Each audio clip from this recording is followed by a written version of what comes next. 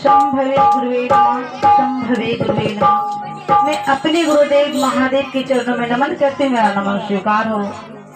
इस कालखंड के महामानव प्रथम श्री साहब श्री हरनंद भैया के चरणों में नमन करते हूँ, मेरा नमन स्वीकार हो। शक्ति स्वरूपा दीदी माँ के चरणों में नमन करते हुए मेरा नमन स्वीकार हो। अदृश्य सत्ता को मैं नमन करती मेरा नमन स्वीकार हो। नमन हो इस धरती का जो हम लोग आज अपने महादेव के काम में सम्मिलित हैं। तमाम गुरु भाई गुरु बहना के चरणों में नमन करती मेरा नमन स्वीकार हो। मंच महोदय की तरफ से चर्चा का आदेश मिला है, गुरु के चरणों में लेकर समर्पित हूँ।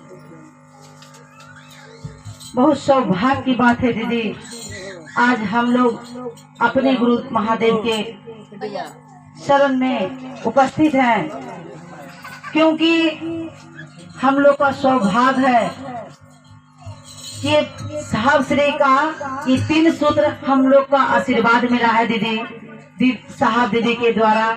क्योंकि हमारा आप कहते हैं कि गुरु बनाना सबसे अच्छा बात है, क्योंकि गुरु बिना अगर किसी का 1 गिलास पानी भी पिलाते हैं तो व्यर्थ चला जाएगा, आपका वो काम में नहीं आएगा दीदी। क्योंकि अगर किसी को 1 गिलास पानी पिलाते हैं तो आपका वो पानी धरा रहेगा, जब इस धरती से जाइएगा तो मिल जाएगा। कहा जाता है किसी के यहाँ काम करते हैं तो दिन भर आप काम करते हैं तो रात का शाम जब होता है तो आपको मजूरी मिलता है कि नहीं। उसी प्रकार आप 1 गिलास किसी को पानी पिलाते हैं तो आपको मिलेगा, क्योंकि गुरु बनाइएगा तब। क्योंकि कहा जाता है दीदी हमारा आप जितना प्रेम अपने बच्चे से करते हैं उतना प्रेम महादेव से कर लीजिए। महादेव से प्रेम कीजिएगा तो आपका परिणाम सामने उतरेगा। क्योंकि हमारा आप सावन का महीना है, हमारा आप जाते कितना भीड़ है, अभी बोलबम का समय है, कितना कष्ट होता है कि नहीं। और हमारा जितना भी भाई बहन जाते हैं उस कष्ट करके, और हमको और आपको यहाँ आए तो क्या कष्ट हुआ, कुछ वो भी कष्ट हुआ दीदी नहीं हुआ, लेकिन उससे ज्यादा फल मिलेगा हमको और आपको। हमारा आपको अगर सही रास्ता कोई बता दे उस रास्ता पर नहीं चलिएगा, अगर कोई बता दे कि टेढ़ा रास्ता चले जाइए तो आप उस रास्ता को धर लीजिएगा। इसी प्रकार जिसको विश्वास है, जो भी गुरु भाई गुरु बहना कहते हैं कि हम महादेव को गुरु बनाए हैं तो हमको कुछ नहीं मिला है, क्या कुछ मिलेगा? क्या आप हाथ फैलाइएगा मिल जाएगा क्या? अगर आप घर में सामान लाते हैं तो वो चावल लाते हैं तो बिना बनाए खाते हैं क्या? नहीं खा पाइएगा बिना बनाए, क्या उसको फाँक लीजिएगा पेट भरेगा क्या? इसीलिए सबसे पहले विश्वास कीजिए कि हमारे गुरु शिव हैं, हमारे गुरु शिव हैं, हम उनका शिष्य हैं। यदि अगर विश्वास जिस दिन हो जाएगा सचमुच मेरे गुरु शिव हैं तो उनके लिए आप रोएंगे, जैसे अपने बच्चे के लिए रोते हैं उसी प्रकार अपने महादेव के लिए रोएंगे, तभी ना प्रेम होगा दीदी।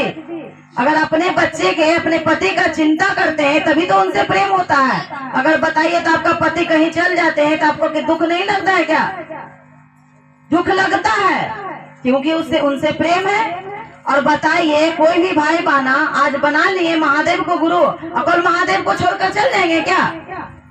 ऐसा कभी काम नहीं कीजिएगा, क्योंकि अगर भटक जाइएगा महादेव से तो कभी रास्ता आपको मिलेगा नहीं। कहिएगा इसमें से निकल कर उसमें जाइएगा और हमको शांति मिलेगा, तो कभी मिलने वाला नहीं है। अपने आप सोच कर देखिए कि यदि आपका बच्चा अगर आपका पति अगर कहीं चल जाते हैं, देश विदेश चल जाते हैं और वो कहते हैं कि हम आपके पास नहीं आएंगे, तो आपको कैसा लगेगा? थोड़ा सोचिए तो, लगेगा कि नहीं? उस समय कैसा लगेगा कि मेरा पति मेरे पास नहीं आएंगे, हमको कैसा लगेगा?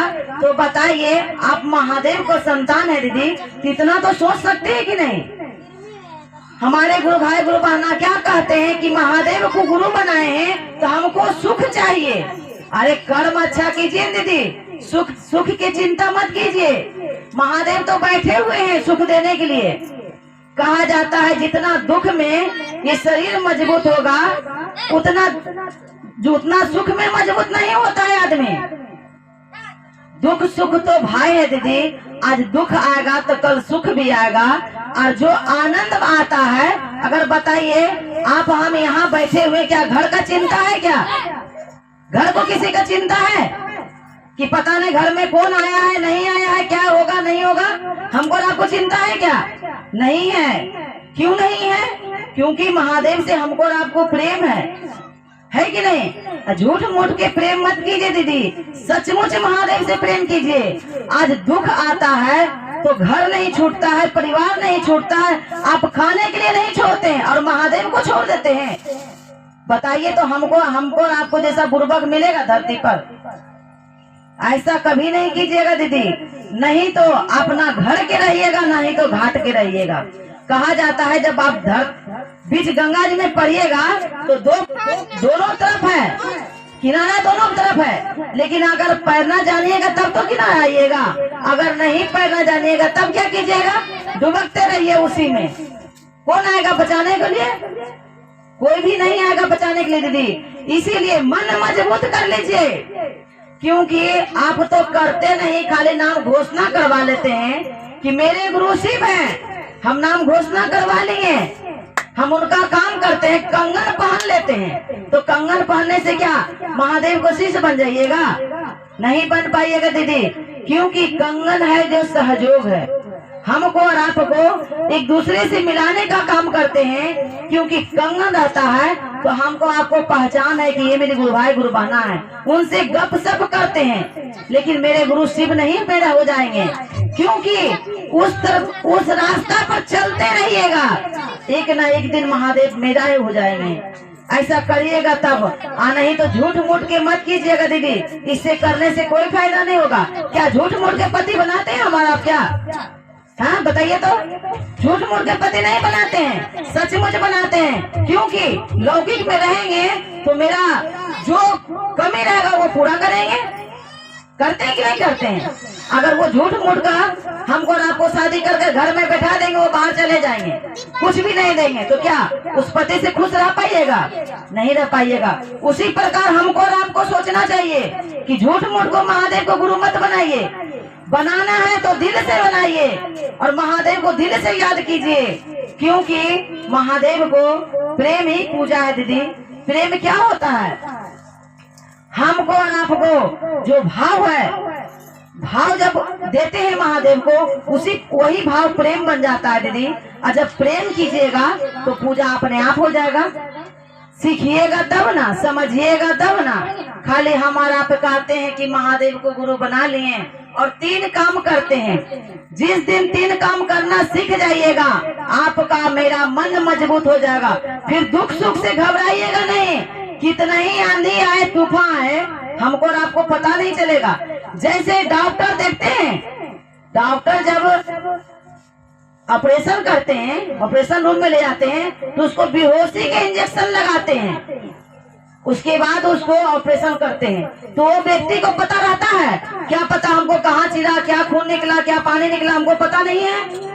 उसी प्रकार हमको और आपको महादेव को, जिस दिन महादेव को गुरु बनाए उसी दिन हमारे गुरु वही इंजेक्शन बेहोशी के हमको और आपको लगा देते हैं। लेकिन 3 काम कीजिएगा तब। चौथा 5वां काम करने से कुछ नहीं मिलेगा। हम और आप कहते हैं महादेव को गुरु बनाएंगे और प्रसाद अगरबत्ती चढ़ाएंगे, अगरबत्ती जलाएंगे, उससे महादेव नहीं खुश हो जाएंगे। महादेव केवल खुश होंगे तो ये आपका काम, आपका भाव से। यदि भाव देते हैं महादेव को तभी महादेव खुश हो जाएंगे, नहीं तो आप करते रहिए, कुछ परिणाम उतरने वाला नहीं है दीदी। इसीलिए हमको और आपको ये 3 काम करना मत भूलिए। पहला सूत्र में दया मांगिए, हे शिव आप मेरे गुरु हैं, मैं आपका शिष्य हूँ, मुझ पर दया कर दीजिए। जैसे सुबह सुबह उठते हैं उसी प्रकार सब काम करते हैं कि पहले बार महादेव से दया मांगकर उसके बाद काम में लग जाइए। देखिए आपका भी काम हो जाएगा और महादेव का भी काम हो जाएगा। और दूसरा सूत्र, अपने गुरु को बारे में, जिसको जो गुरु भाई गुरु बहना अगर नए हैं या पुराने हैं उनसे गपशप कीजिए। और तीसरा सूत्र में नमः शिवाय के द्वारा अपने गुरु को प्रणाम कीजिए, क्योंकि ये 3 सूत्र दीदी आपका मन को झुका देता है। और नहीं तो खाली कहने का काम नहीं कीजिए, करने का काम कीजिए। आप हम खाना बनाते हैं तो खाते हैं, उसी प्रकार ये 3 सूत्र कीजिए और 3 सूत्र बताइए भी और कीजिए, तभी मेरा और आपका मन मजबूत होगा। और नहीं तो हम और आप भी क्या करेंगे, लोभ ही रहेगा कि वो देखिए ना दूसरा गुरु भाई जब गए दूसरा में तो उनको फायदा हुआ। क्या फायदा होगा, कमाइएगा नहीं तो फायदा होगा क्या? क्या रुपया बरसता है क्या? हमको और आपको चलाएगा पास में? कर्म कीजिए दीदी, सब कुछ सब ठीक हो जाएगा। दुख आएगा, सुख भी आएगा, सब कुछ आएगा। ऐसा बात नहीं महादेव को गुरु बनाए हैं तो दुख नहीं आएगा, दुख आएगा।